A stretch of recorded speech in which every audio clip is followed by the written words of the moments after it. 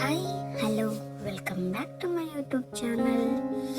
ನಾನಿವತ್ತು ನನ್ನ ಮಧ್ಯಾಹ್ನದ ಊಟನ ಸ್ವಲ್ಪ ಸ್ಪೆಷಲ್ ಆಗಿ ಹೇಗೆ ಮಾಡಿದ್ದೀನಿ ಅಂತ ನಿಮ್ಮೊಂದಿಗೆ ಶೇರ್ ಮಾಡ್ಕೊತಾ ಇದ್ದೀನಿ.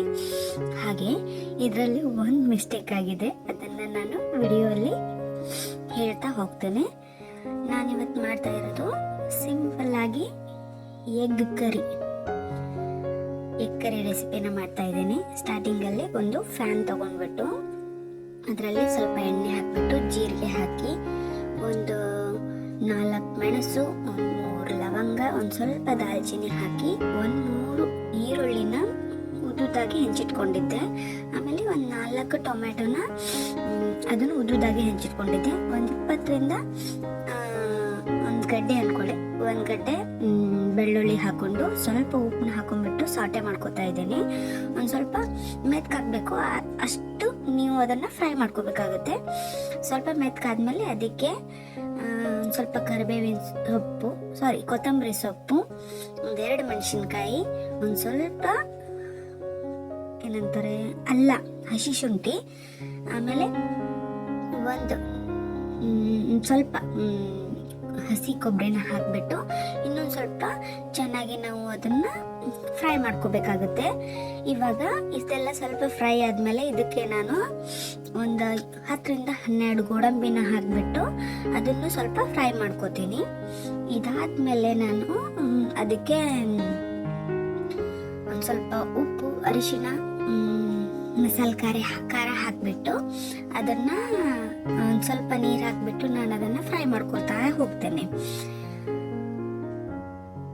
ಅದು ಒಂದು ಸ್ವಲ್ಪ ಒಂದು 10ರಿಂದ 15 ನಿಮಿಷ ಅದು ಚೆನ್ನಾಗಿ ಕುದಿಬೇಕು. ಕುದ್ದಾದ್ಮೇಲೆ ಅದನ್ನು ನಾನು ಸ್ವಲ್ಪ ಹೊತ್ತು ಆರಕ್ಕಿಡಬೇಕಾಗುತ್ತೆ. ಅದು ಆರಕ್ಕಿಟ್ಟಾದ್ಮೇಲೆ ನಾನು ಅದಕ್ಕೆ ಮಿಕ್ಸಿ ಮಾಡ್ಕೋಬೇಕಾಗುತ್ತೆ.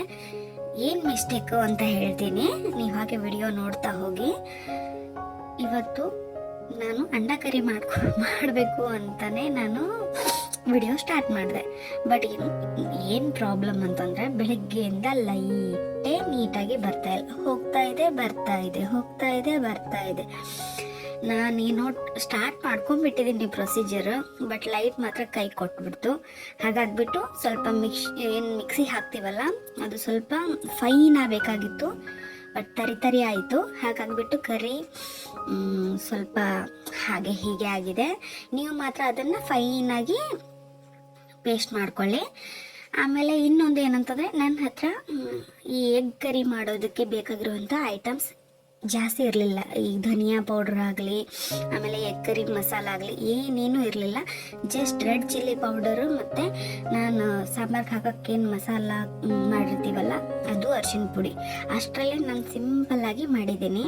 ಬಟ್ ನಿಮ್ಗೆ ಪರ್ಫೆಕ್ಟ್ ಧಾಬಾ ಸ್ಟೈಲ್ ಟೇಸ್ಟ್ ಬರಬೇಕು ಅಂತಂದರೆ ನೀವು ಸ್ವಲ್ಪ ಧನಿಯಾ ಪೌಡ್ರ್ ಮತ್ತು ಎಗ್ ಕರಿ ಮಸಾಲ ಅಂತ ಸಿಗುತ್ತಲ್ಲ, ಅದನ್ನೆಲ್ಲ ತರಿಸ್ಬಿಟ್ಟು ನೀವು ಟ್ರೈ ಮಾಡಿ. ಅದಾದಮೇಲೆ ನಾನು ಇದನ್ನು ಒಂದು 8ರಿಂದ 9 ಎಗ್ನ ನಾನು ಫ್ರೈ ಮಾಡ್ಕೊಳಕ್ಕೆ ಕುದ್ಸಕ್ಕೆ ಇಟ್ಕೊಂಡಿದ್ದೆ. ಆಮೇಲೆ ಅದನ್ನೆಲ್ಲ ಸ್ವಲ್ಪ ಕಟ್ ಮಾಡಿಬಿಟ್ಟು ಒಂದು ಫ್ಯಾನಲ್ಲಿ ನೀವು ನೋಡ್ತಿರ್ಬೋದು, ಆಲ್ರೆಡಿ ವಿಡಿಯೋಲಿ ಲೈಟ್ ಹೋಗ್ತಾ ಇದೆ, ಬರ್ತಾ ಇದೆ, ಅದೇ ಥರನೇ ಆಗ್ತಾ ಇದೆ. ಇವತ್ತು ಸ್ವಲ್ಪ ಫ್ರೈ ಮಾಡ್ಕೊಂಡಿದ್ದೀನಿ.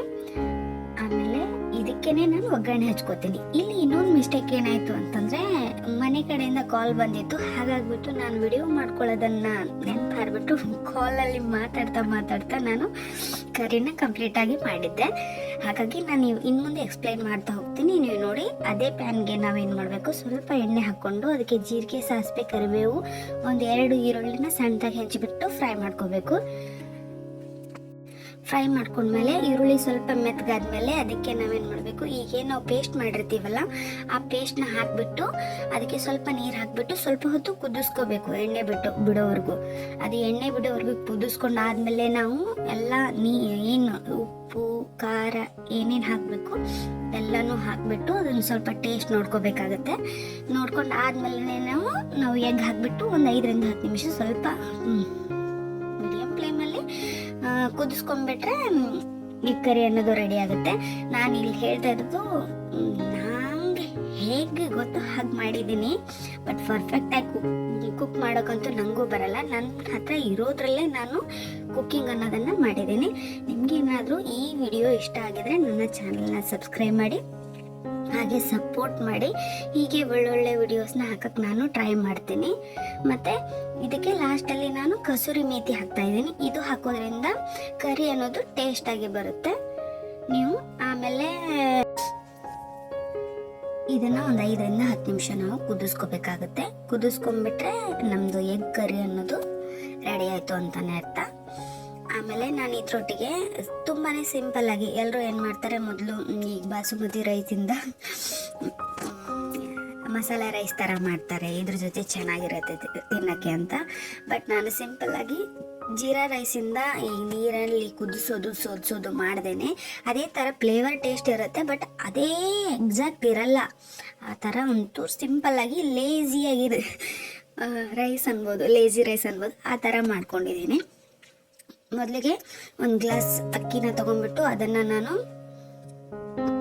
2ರಿಂದ 3 ಸರಿ ವಾಶ್ ಮಾಡ್ಕೊಂಡ್ಬಿಟ್ಟು ಅದಕ್ಕೆ 2 ಗ್ಲಾಸ್ ನೀರು ಹಾಕ್ಕೊಂಡು ಒಂದು ಸ್ವಲ್ಪ ಉಪ್ಪು ಹಾಕ್ಕೊಂಡು 4 ಕಾಳು ಮೆಣಸು, 2 ಲವಂಗ, 2 ದಾಲ್ಚಿನ್ನಿ, ಒಂಚೂರು ದಾಲ್ಚಿನ್ನಿ, ಆಮೇಲೆ ಏನಂತಾರೆ ಫ್ಲವರ್ದು 2 ಮುಗ್ಗನ್ನ ಕಿತ್ಬಿಟ್ಟು ಹಾಕಿ, ಆಮೇಲೆ ಒಂದು ಸ್ವಲ್ಪ ಆಯಿಲು ಉಪ್ಪು ಹಾಕಿಬಿಟ್ಟು ನಾನು ಕುದಿಸೋಕಿಟ್ಟಿದ್ದೀನಿ. ಇದು ಎಕ್ಸಾಕ್ಟ್ ಆ ಥರ ರೈಸ್ ಥರ ಬರಲ್ಲ, ಬಟ್ ಅದೊಂಥರ ಟೇಸ್ಟ್ ಇರುತ್ತೆ. ಒಂಚೂರು ಜೀರಿಗೆನೂ ಹಾಕಿದರೆ, ನಾನು ಅದನ್ನು ಮಿಸ್ ಮಾಡಿದ್ದೀನಿ, ಹಾಕಿದರೆ ಒಂಚೂರು ಟೇಸ್ಟ್ ಕೊಡುತ್ತೆ ಎಗ್ ಕರಿ ಜೊತೆ ತಿನ್ನೋದಕ್ಕೆ ಅಂತ ನಾನು ಸಿಂಪಲ್ಲಾಗಿ ಮಾಡ್ಕೊಂಡಿದ್ದೀನಿ. ಇದರೊಟ್ಟಿಗೆ ನಾನು ನಮ್ಮ ಉತ್ತರ ಕರ್ನಾಟಕ ಸ್ಟೈಲಲ್ಲಿ ಎಣ್ಣೆ ಚಪಾತಿನ ಮಾಡಿದ್ದೀನಿ. ಅದನ್ನು ಫುಲ್ ವಿಡಿಯೋ ಹಾಕಿದ್ದೀನಿ, ನೋಡ್ತಾ ಹೋಗಿ. ನಿಮಗೂ ಇಷ್ಟ ಆಗುತ್ತೆ ಅನ್ಕೋತಾ ಇದ್ದೀನಿ. ನಿಮ್ಗೆ ಏನಾದರೂ ವಿಡಿಯೋ ಇಷ್ಟ ಆಗಿದ್ರೆ ನನ್ನ ಚಾನಲ್ನ ಸಬ್ಸ್ಕ್ರೈಬ್ ಮಾಡಿ, ಹಾಗೆ ಸಪೋರ್ಟ್ ಮಾಡಿ.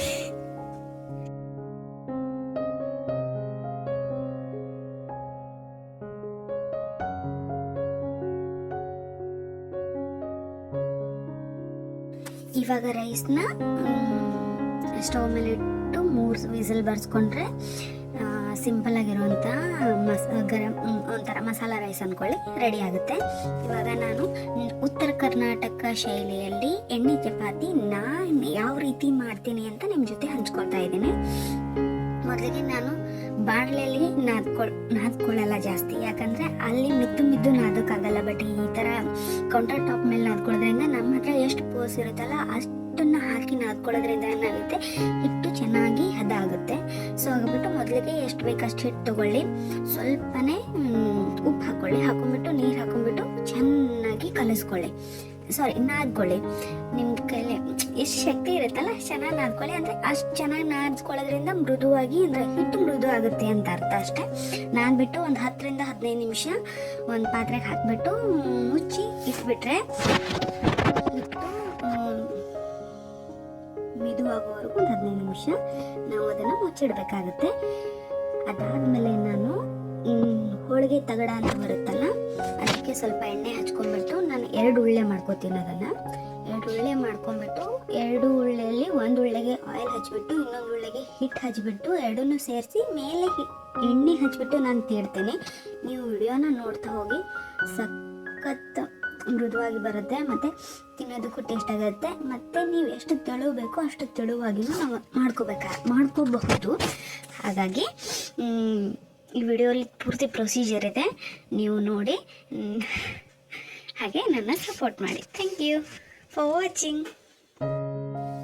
ತುಂಬಾ ಮಿಸ್ಟೇಕ್ಸ್ಗಳಿಂದ ಈ ವಿಡಿಯೋನ ಸ್ಟಾರ್ಟ್ ಮಾಡಿದೆ.